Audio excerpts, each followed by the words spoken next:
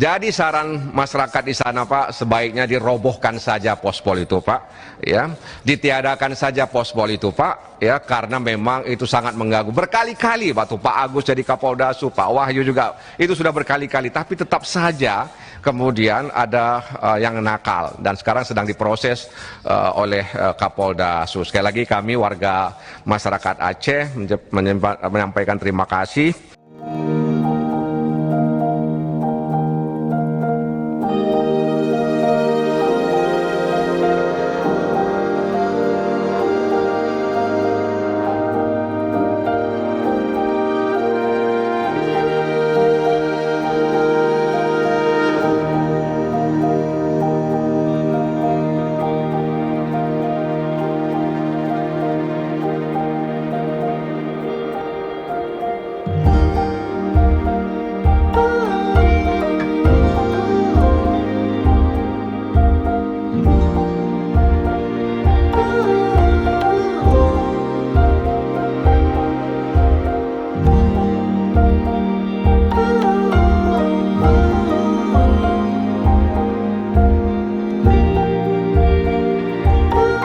Pak Kapolri, saya menyampaikan terima kasih kepada Pak Kapolri karena Kapoldasu, ya, Bapak Irjen Panca Putra telah memproses secara hukum apa yang terjadi di pos polisi Kecamatan Gebang, Sumatera Utara.